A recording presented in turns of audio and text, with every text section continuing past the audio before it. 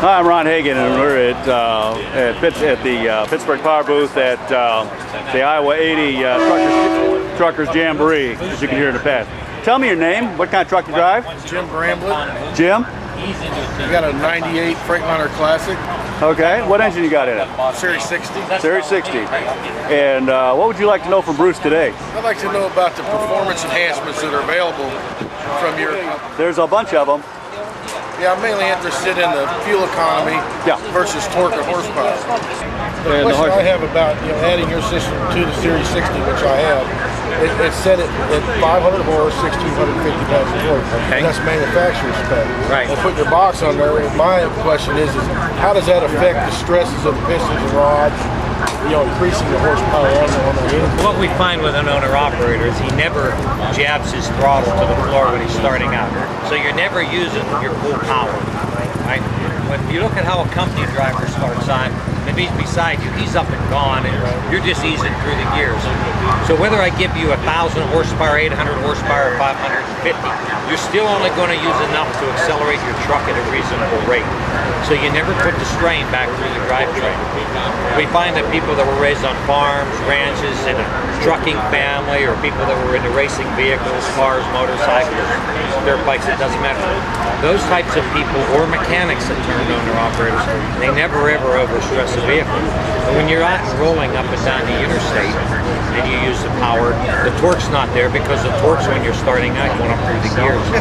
So we never have a driveline issue or premature engine failure because of performance. And what you also find is the better your truck runs, the better you'll treat it because the better you like it. I mean, does it increase blow-by is going to increase in Series 60? No, not really.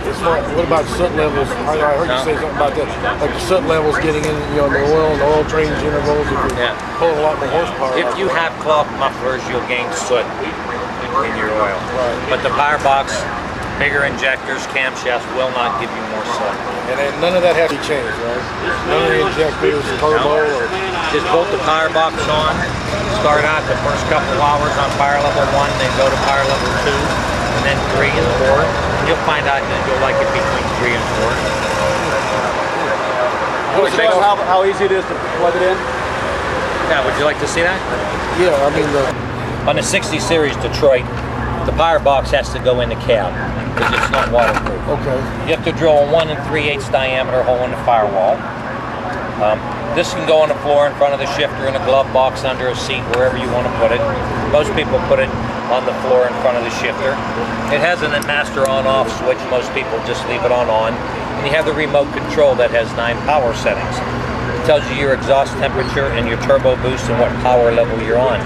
And a touch of the button increases the power level, a touch of the button decreases. You can adjust it as you drive.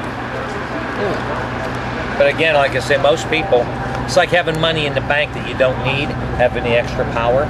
Even though there's 9 settings, each setting is 25 horsepower to the rear wheels and about 75 foot-pounds of torque.